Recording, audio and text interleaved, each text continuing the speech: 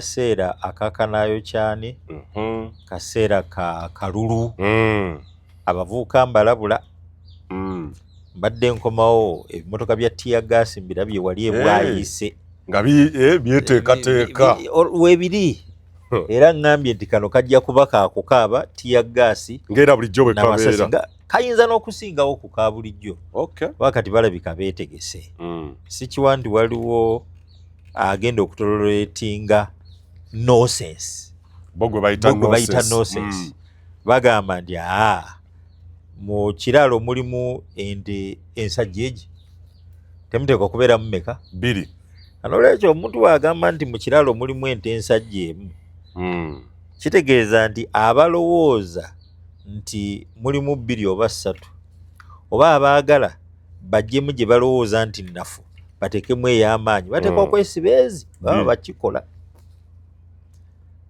bajjajja baagera nti kaami katono kanyomera mitala wa muga kyokubiri konooweka tokalinda kusaaba ttaka era ekiseera mwe tugenda nandisabye bannayuganda mwenna okuba abeegendereza ennyo bamakomera ne bwe gaba tegaliiwo bajja gazimba babateekemu emigo bwe giba tegimala bajja ggula emirala tiya gaasi bajja mmugula oba malwaliro temuli malagala naye wateekwa okubeerawo ebisobozesa abali mu buyinza bye baagala bituukirire kyova olaba nga abavubuka mbagamba kubamwe temulina bwogerero beerewuwo okola emirimu gyo oba oli malima oba olundalunda oba oli mu kaduuka katunde whatever you're doing to earn a living do it togenda nti kubanga bajja kukuwa sabbuuni bajja kukuwa sukaali naye olinda olunaku luli ogenda okuba akalulu massively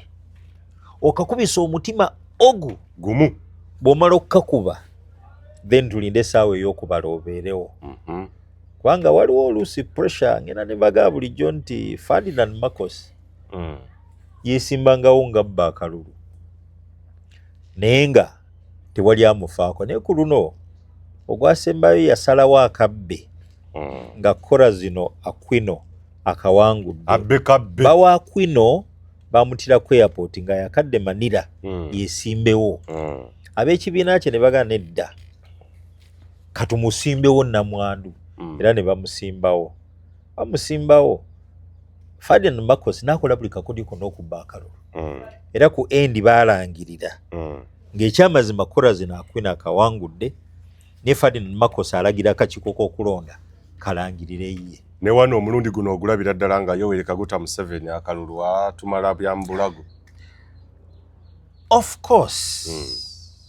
course owulira Nobert Mao byayogera yali ayogera then kitegeeza nti you better get sense omanyi akalulu kasobola okubeera formality naye ab'emanira baakagana okubeera formality era omukyala yalumirako n'aga nedda tuwangudde amagye ne gagamba bakuwangudde Ferdinand Marcos agamba kamando wange kola kino kola kiri top command yali agirina middle command n'emulema middle command neforcinga top command okudda side y'abantu eyakwino era okukakkana ng'Abamerika bawadde Ferdinand Marcos amagezi gyowange myumyula enguguuyo olinye chopa yaffe tukutwale ku airbase yaffe by the musumba otandikire on a very very good note leero President Museveni wabadde nominatingibwa seba ategeeza mbu ye yeebuuza lwaki abaana bagenda ebuwalabu mbu Dubai video BBC gye yafulumiza okunoonyereza kwe yakoze ku bannyinaffe abadde bafulumizibwa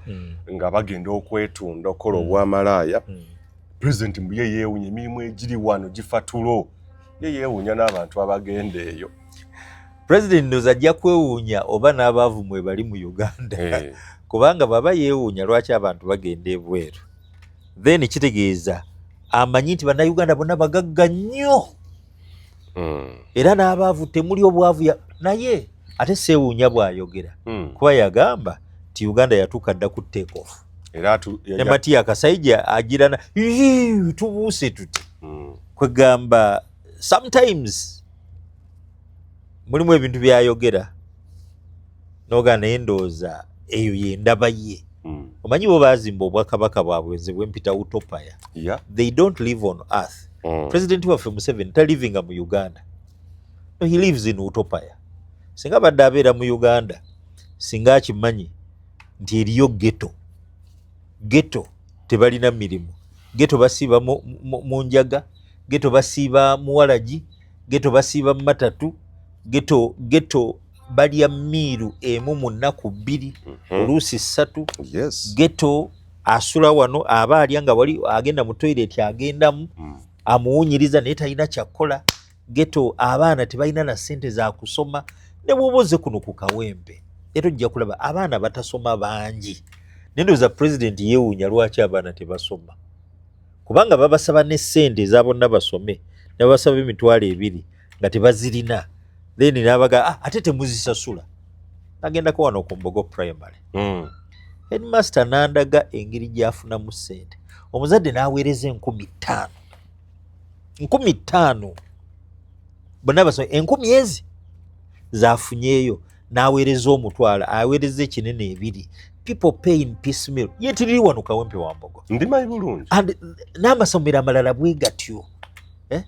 Just 50,000 omuzadde zaafunye. Ate mu bugubi. Twabakkiriza basasule bwe batyo, wabwe tunaabagamba bazireete zonna. Tebajja kusasula, abaana bajja kutuula. Era nabo babeegasa ate ku kintu. Yeah. So, President bw'aba yeewuunya abagenda e Buwarabu, ndowooza truth eri nti tafuga Uganda, afuga utopia. Singa badde afuga Uganda with a heart, yandibadde akimanyi ti unemployment figures ziri so high. Actually tewabangawo bbulwa lya mirimu mu Uganda nga liriwo kati. 2, yandibadde akitegeera nti abantu baavu so much. Tewabangawo obwavu mu Uganda bulinga bwa leero. Bino bye batugamba nti simanyi bakuŋŋaanya billions. Edda baakuŋŋaanyanga millions. Naye nze okimanyi ntwagulako ku kyennyanja kye bayita gundi bakiyita batya? Empuuta. Engege naye balina bwe bagiyita ennene eno kibaati. Oba bagiyita kibaati. Engege nitwagigulanga sente 5. 50 shillings. Ku mulembe gwa Amin. Okay. No, Obote 1. Obote 1 yakubaatana, yes. Ne kwa Amin awo yakwatirira nga tugigula siringi nenda ku siringi emu siringi 2. Okuva ku 5. Okuva ku siringi. Okuva ku siringi. No, sente 5. Sente 5 ya 5 gali mangi bwe mpulira. Sente 5 bweva ku sente 5 si shillings 5. Ne sente 5. Sente 5 ye half ya siringi. Cent, yeah. Ye half ya siringi. Siringi ngerimu sente 10. Sente 5 ye half shilling. Okay. Kati nga dola yali ku siringi 7. Hey, that means everyone could have many families could afford. Pound ngeri ku siringi 2. Pound yali ku siringi. Era ffe twakula ku kyali tumanyi bwe twavuukirawo nti Uganda shilling eri pegged to the dollar and to the pound. Musumba, ku mulembe gw'Obote 1, most of the many households could afford ogula engege. Hey. Unlike today. Look, nga tulya ngege kibaati. Waliyo n'enjunguli, waliyo ssemutundu, nga tetulya magumba. Naye era mwembeewuunya be baafuula embwa, dogs. Today families can't afford. Today Ugandans are dogs kubanga balya. Look, bayinza batya okuva ebyennyanja. Bannayuganda nga tebasobola kubyaffordinga. Bo balya bigumba bye bayita fillet. Yeah. And you call that tuli ku take off. Ojawo nga naawe obwongo bwo buliko ekikyamu. Take off stage. Mukulu atugamba mu next kisanja tugenda ku high middle income status. Ebigambo, I'm short of words. For the first time. I'm short of words. Wanga nga tulina abantu abaalinga bali ebibwa ebibiri balya kimu. Abaali balya 3 baakendeza balya 2, abalala balya 1 meal in 2 days. Abaayambalanga engoye empya bambala mivumba, underwear mivumba, empale y'omukyala nolaba omusajja ayambadde ne weebuuza kiki ekipya kyayambadde nga olaba empale muvumba, stokisi muvumba, engatto muvumba, underwear muvumba, olukoba muvumba, essaati muvumba, ekkooti muvumba, ettaayi muvumba, buli kimu.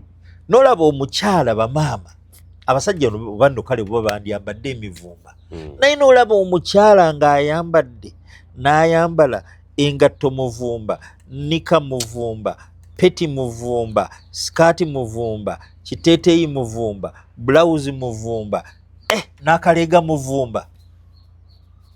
And you are very happy, very proud nti eggwanga likuze. Wow. So simanyi balala bwe babiraba naye nze bwe nkola that analysis nendaba ebintu ebyo nenga nti president waffe alabika afuga utopia. Uganda kwegamba Uganda yafuuka utopia for him and his team nti bo tebalaba what people are going through. Unemployment is high, poverty is high, is choking. Olaba kyetuyita welfare y'abantu. Omuntu alwadde n'agenda bamukebere ne bamugamba omusujja gukuluma, ate abasinga tebagenda nabbakebera, bakola self medication. Kasita awulira nti wange ate banzijiko ez'okunkebera omusaayi nze mpa eddagala ly'omusujja. Twabadde namutumba eyo ng'abasoga mu region eyo ng'abantu asalawo okugenda mu ka pharmacy at least bamuwe eddagala lya 2024 n'aleka eddwaliro wali eri. Eddwaliro bajja mugamba bamukebere, temuli bikebera, temuli byuma, temuli bikola.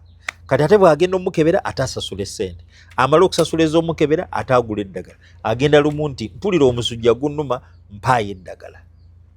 Tidoozi yakasanvu nti sooka ompeeyo eri 20,000. Bw'awulirako obulungi ng'abivaako nga tufuna antibiotic resistance. Yes. Kati then ng'agendewo omusamize nti baakuloga, bw'agendewo omusumba baakusimbira eddagala ku malaala nga bagufuula muzimu nadduko.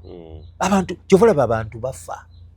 Bw'otunuulira rate y'abantu abatabuka emitwe today. Yes, by the way, mental health challenges. Yeah. Omusajja alina amaka tasobola kugalabirira, omukyala alina abaana babamulekera, omusajja naye yeetamiddwa. Buli lunaku omusajja n'omukyala bayomba.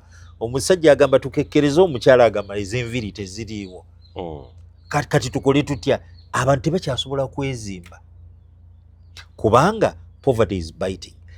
Under those circumstances nga tewali mirimu, poverty is high, endwadde weeziri, abantu balina needs, balina demands.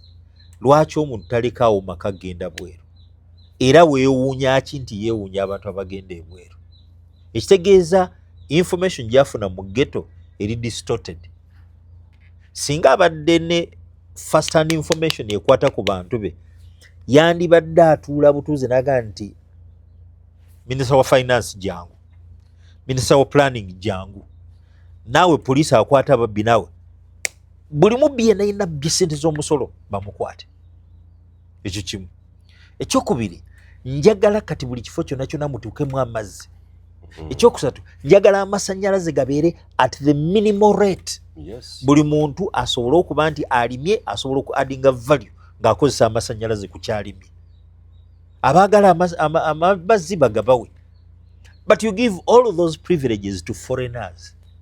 As we speak today abantu bangi nnyo baasasula amasannyalaze gamaze wiiki tegaliiko. Tegaliiko. Oh my God. Ate n'abagalina gali damn expensive. Yes. Gali on and off. On off, damn expensive. Nti actually abasinga bagalina naye tebasobola gakozesa kubanga gali expensive. Ate ng'ekimu ku bituleetedde obwavu ye high cost of production. Yes. Kati high cost of production ng'eva ku masannyalaze tosobola gasala, kyokka weewuunya lwaki bannayuganda bagenda ebweru. Ate nange neewuunya president atategeera bifa ku bantu be baatwala. Omukulembeze yenna gye buliva ne gye bulidda amanya needs z'abantu be, n'alengerewa n'abuuza mbajje ntya wano obbatuusa wali we bali wabanyiga naye mbatutte ntya walungi ye mbatuttewa, n'abasalira amagezi.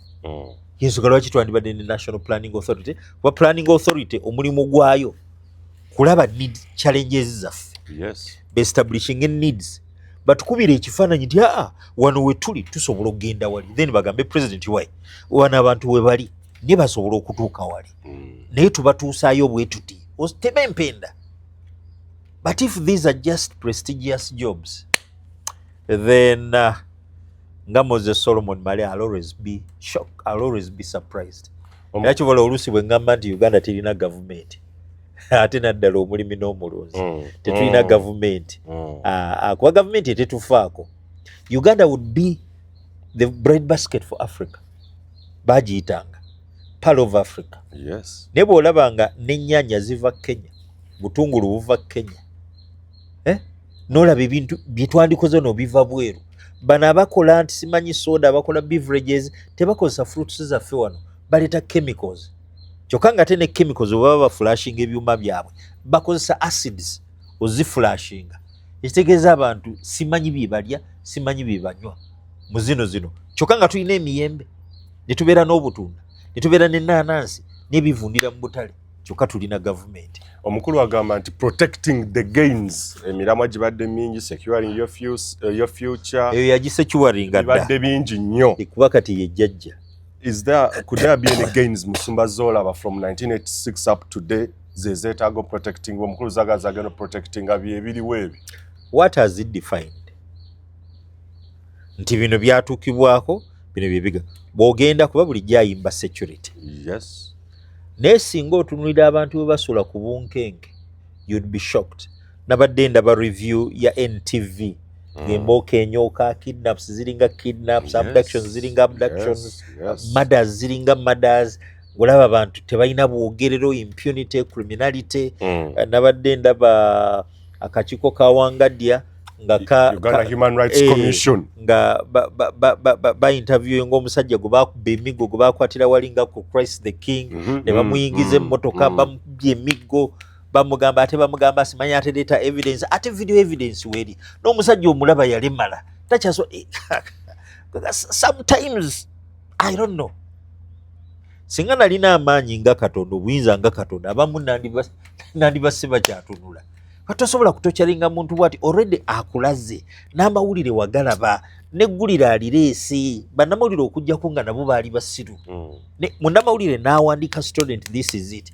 Kati oyagala okungamba nti ono omusajja yagula bukedde n'agula vision n'agula monitor bonna bafulumye eggulire eryo, n'agula NTV bafulumye eggulire eryo, n'agula NBS social media bonna byafuluma. Yes. No. Kitegeeza nti this institution tell you to protect Ugandans from arbitrary abuse of power.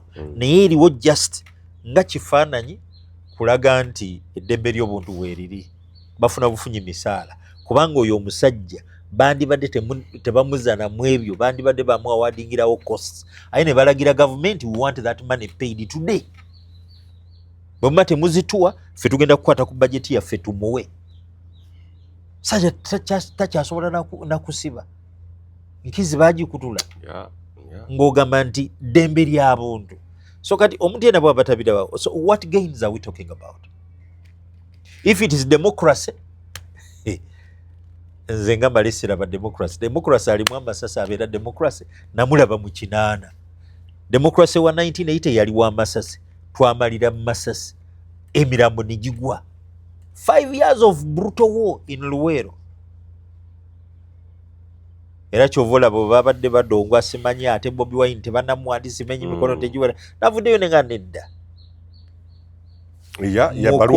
Ebbaluwa nagirabirwa kuba kopi ndoza. Mukulu by'Abakama. Yes. Njagala ekintu kimu ebyaliwo 1980 twabiraba. Nsumba njagala Yesu kusomera abantu ebbaluwa by the way. Yeah, you made a very very good baluwa yonjibasomera abantu. Obaka bwaweereza by'Abakama. You were spot on by the way. Wabuweereza kweri ennamba akateje tukwesa wano. Yeah, it was really kukeje naweereza. No one. Nsaba ngisomere banna Uganda. Obaka bwa Pastor Malebu yaweereza omulamu akulira akakiiko k'ebyokulonda. Justice Simon by'Abakama yamugamba nti Justice by'Abakama, please don't blunder or mess with the nominations, save the country. If Electoral Commission excludes Honorable Kyagulanyi Ssentamu and all Major Gregory Mugisha Muntu from the 2026 election ballot, no matter the reason, i.e. insufficient signatures, that will make the election no different from the 1980 ballot. that compelled Museveni and the entire NRA combatants into the Luwero jungles. In 1980, the then Paul Muwanga led junta organized elections and carved constituencies in favor of the Obote-led UPC. Where Obote had support, constituencies were so miniatured. Era kye bakoze ne kati wano districts eri ne ba for UPC to get more parliamentarians, and where he had not, they were left so big to minimize adversary wins.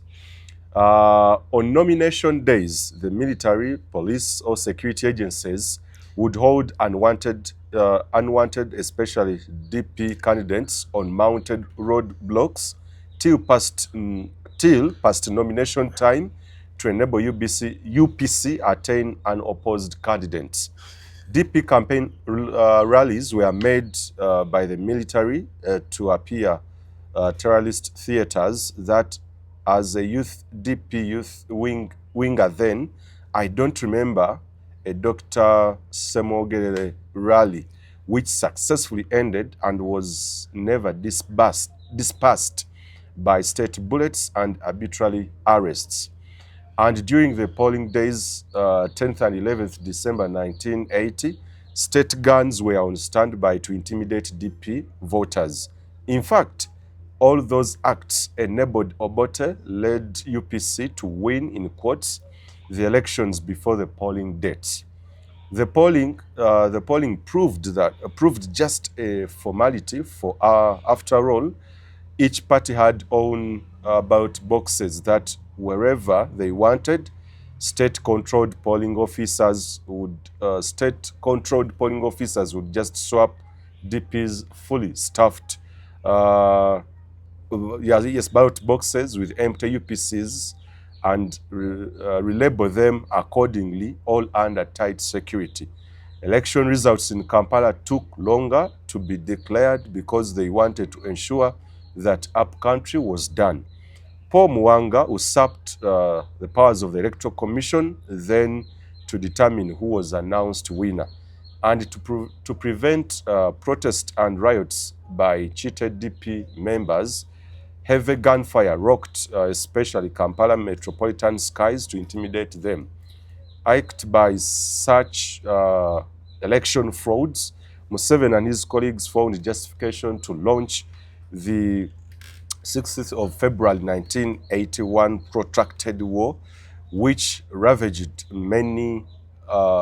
human life, the economy, etc., and whose total cost will never be established. Only Luwero skeletons can't tell. Only skeletons. Can't tell. Sorry, yeah. Crispus Chionga, the only UPM successful MP, never entered parliament, but joined the Museveni-led struggle.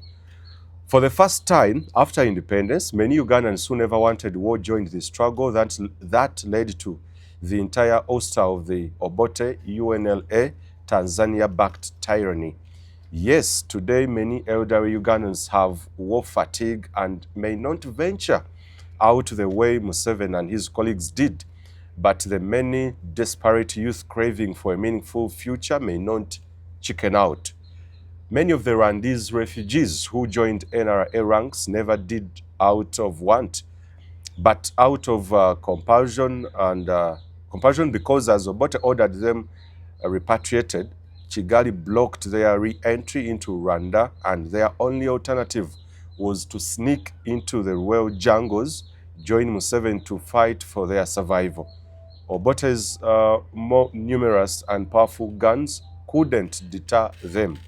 So, I want to appeal to the Electoral Commission, Justice Byabakama, not to blunder, excluding Honorable Kyagulanyi or Major General Mugisha Muntu from the ballot, for that would be taking their supporters and all Ugandans for granted.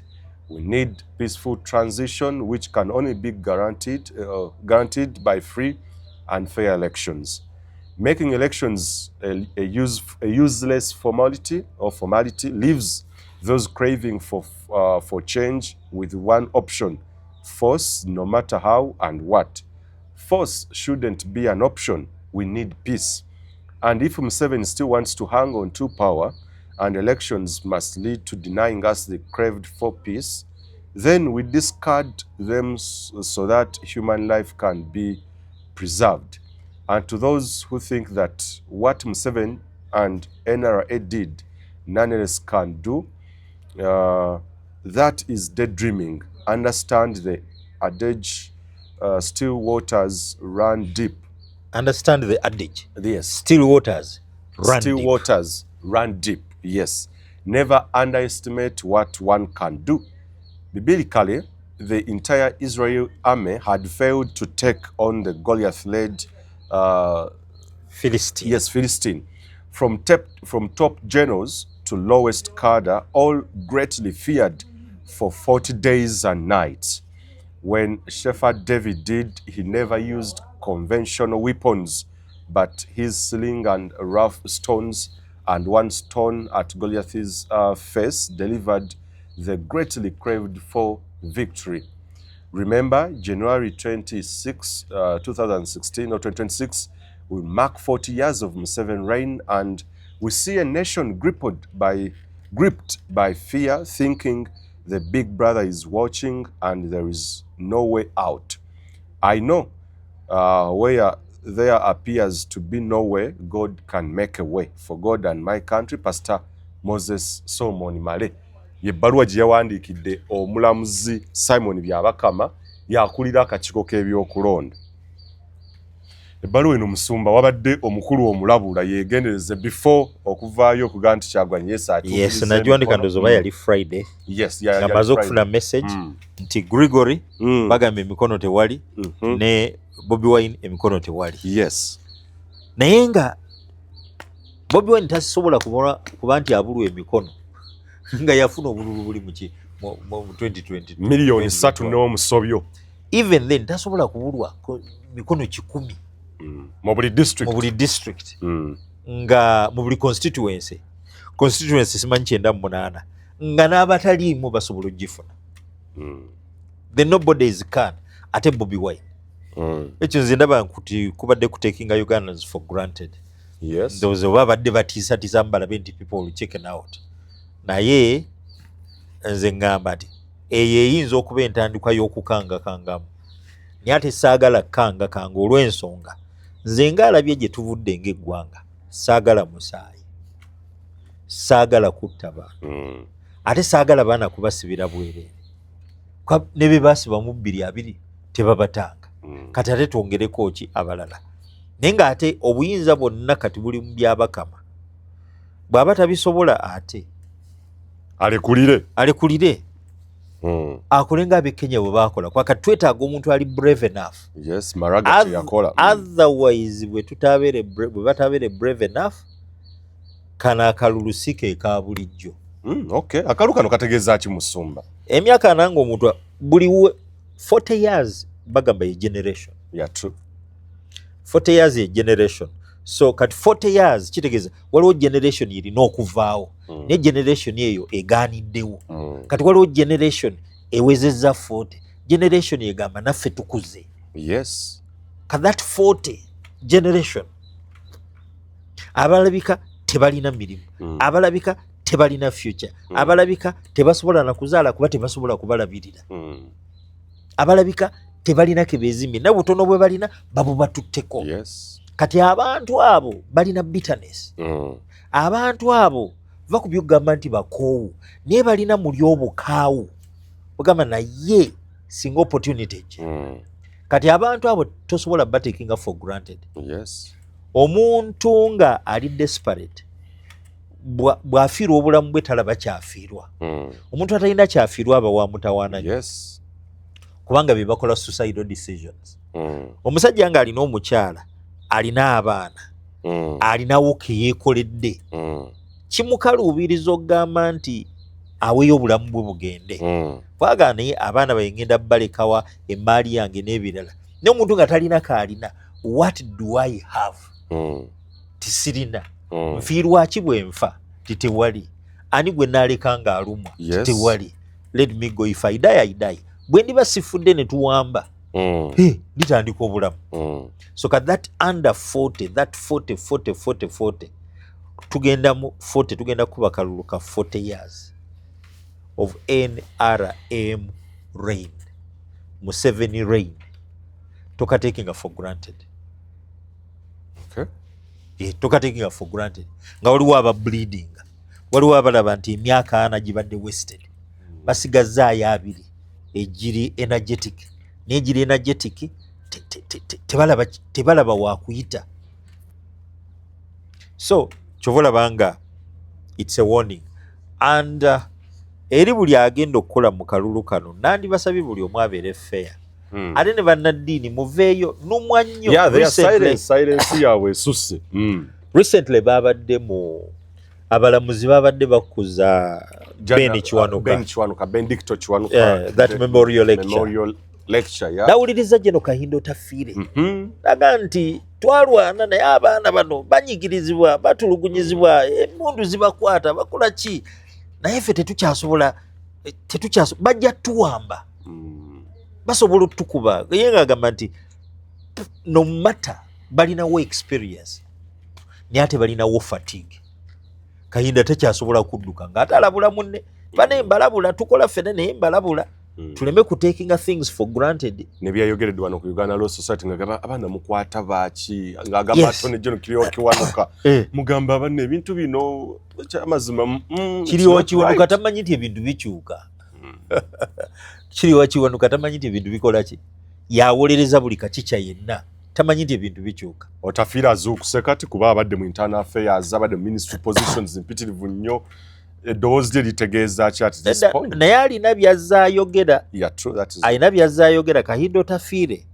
Saagala kumudiskardinga. Alina byazaayogera. Ojjukira y'omu ku baawooninga Muhoozi. Ojjukira yawooninga ku byakiza Besigye. Naye kwegamba tawulirizibwa. Abadde abeera ku record. Era record ye eri very consistent nti wadde ebyo bye twagenda okulwanyisa ate lwaki tubikola. Yaddamu n'abyogera ne ku graduation ya Kampala International University noza gwali mwaka guwedde. So I think Kahinda ali very consistent. Era ku injustices yalabudde gwe neewunya ye Nobert Mao okudefendinga. Kati ate ya defendinga ate nga Kahinda jjayo. Pozi n'omulala era gwe neewunyiza ye Chief Justice. Naye ebigambo bibyo byayogedde byalaze nti alina indifference. Kiza Besigye yalina kuwozesebwa naki. Kwegamba ate beebaawo ensala nti omuntu yenna court martial nfu. Era ye yakulembera. Chief Justice n'agamba court martial nfu. Nandibasabye bakole bwe bati ne bwe bati ne bwe bati. Kyokka ate era still ate kati yavudde omuntu gwe bakwatira mu court martial nga bamujja Kenya. Bamuabducting okuva Kenya ne bamuleeta n'abeera behind bars during nominations.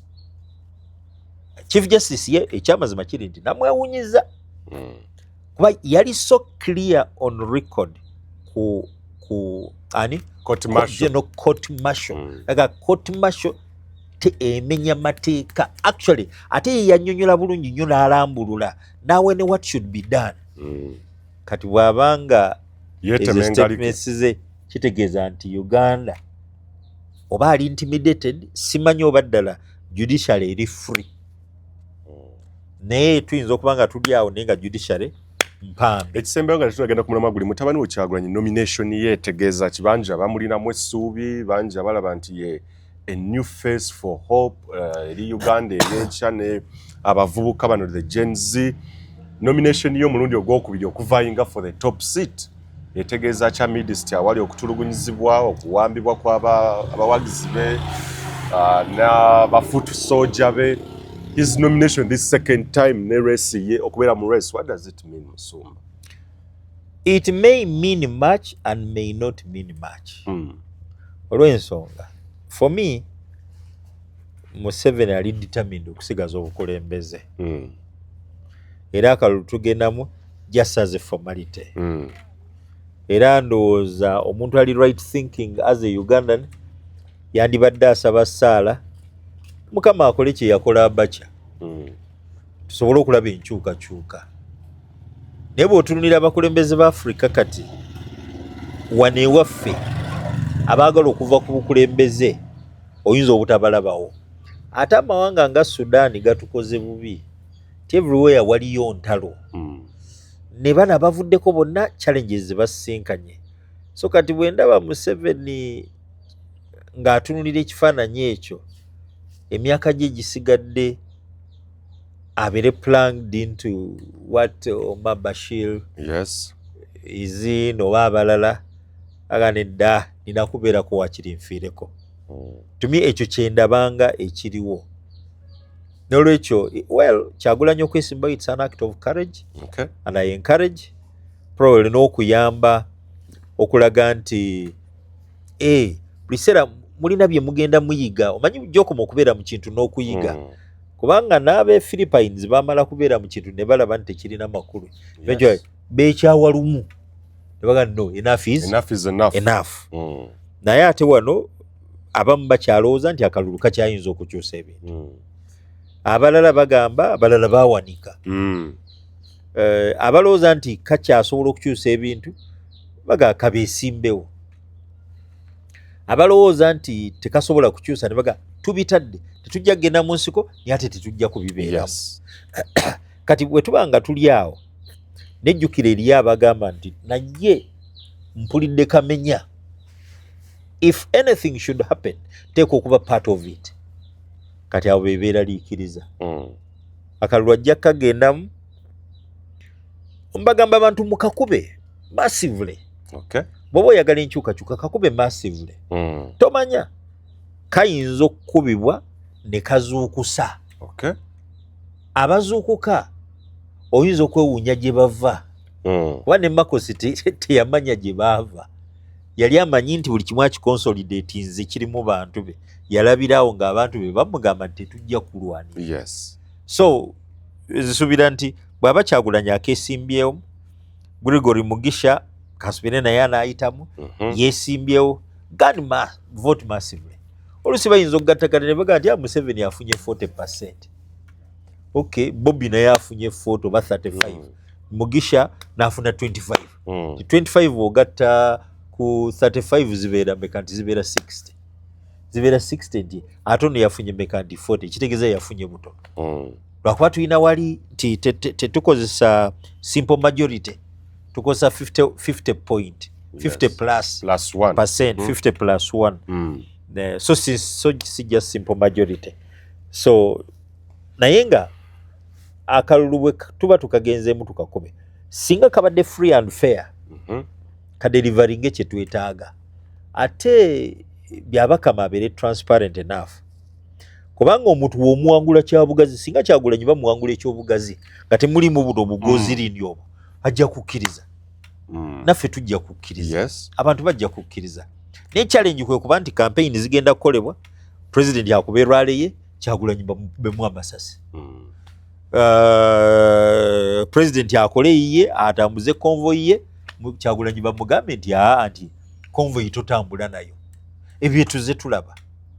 Bwe kiba nti twetaaga fairness, free and fairness, kitegeeza nti president bw'aba akuba campaign ye bamuwerekere, ne Kyagulanyi bamuwerekere, ne Gregory Mugisha muntu bamuwerekere. Ojjukira akali akalulu akaggwa akalimu yali amama Mbabazi akabiri 16. Musajja watu ne yagenda akuba enkuŋŋaana ne bamugamba tulina gy'olaga, agenda Mbale tulina gy'olaga. Yamaliriza Mbale takoze eki, tagenze. So kati ebyo byonna singa tebibeerawo mu kalulu ne kiba nti buli omu akuba olukuŋŋaana lwe, no problem. Era ndowooza security agencies nazo nandyogeddeko nazo nti emirundi mingi ebikolobero bye mukola mmwe bamukwata mundu bikyayisa gavumenti. Ekyokubiri, muyinza okuba nga mulina power today, but that power is not perpetual. Sigamba nti ejja kubeerawo olubeerera. Naawe ojja kutuuka ekiseera ove mu nsi, naye ozadde abaana, you a general, you a captain, you a colonel, you a brigadier, whichever rank, naye naawe ozadde abaana. What if turmoil comes? Wandyagadde abaana bo balugenderemu? Wandyagadde omwana wo bamubbe tear gas? Yes. Wandyagadde omwana wo bamukwate avunire emabega w'emitayimbwa? Just because ayagala enkyukakyuka? Just because takkiriziganya na kiriwo? Nze nsuubira nti ffenna twandibadde n'omutima one, ffe bwe tuba nga tuli bulungi tulumirwe abalala. Ate n'ekirala tulumirwe generations ezijja, nga generations ezo mwe muli abaana baffe n'abazzukulu. Kubanga ne bajjajjaffe abaatusooka bwe baali bakolerera ensi yaffe tebeekolerera, wabula baasacrificinga ffe better future for their children and posterity. Naye bwe kiba nti ffe twetunuulira ffekka twekkuse tubeere mu buyinza azifu bwe tunaabubeeramu tetusobola buvaamu. Katonda bw'agamba nti nkuggyeeko obulamu, ne bw'oba olina amaanyi tobusigaza, ne bw'oba olina ssente tobusigaza, ne bw'oba olina power efaanana etya togisigaza, tobusigaza obulamu.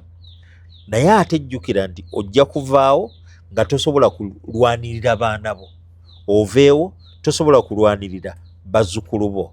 Bwe kiba ng'ekyo tokisobola, then kitegeeza nti tufube okulaba bw'obeera mukwata mundu tokola bikolobero bikosa balala. Ne bwe baba bakutumye nti genda okuba amasasi mu bantu, desist. Gamba nti for the sake of a better future sijja kuba masasi bantu. Bakutumye bakube mu tear gas. For the sake of a better future sijja kuba tear gas. Bakukubye ogenda obakwate, mbakwatira ki? Oba framing. Framing for what? Oba babonereze, oba bakwata, oba bateekeko ebyuma kuno. Watulabye cases nnyingi abantu be bakoze ebyo, which is so unfortunate. Ebintu ebyo tetwandyagadde kubiraba mu kalulu kano akajja. Ate bannaddiini, stop burying your heads in the sand nga ostriches. Mwefuula batalaba bintu, muveeyo. Oyinza okuba ng'oli bishop today naye ojja buvaako. Oyinza okuba ng'oli reverend today nkyo ojja kufa. Oyinza okuba ng'oli pastor today, tomorrow you'll demise. Naye eggwanga ly'oyagala okulekamu ezzadde lyo, bazzukulu bo oyagala lifaanane litya? Will you make it better by your silence? Gundi yagamba, Edmund Bako, the only thing necessary for the evil to triumph is for the good men to do nothing. Ekintu kyokka ekyetaagisa obubi okuyinaayina ne buwangula be bantu abeeyita abalungi obutabaako kye bakola. Okwambala eggandulula lyo ne bakuyita bishop oba akibishop, naye ng'olaba abantu basibibwa, abantu battibwa, tugenda mu kalulu.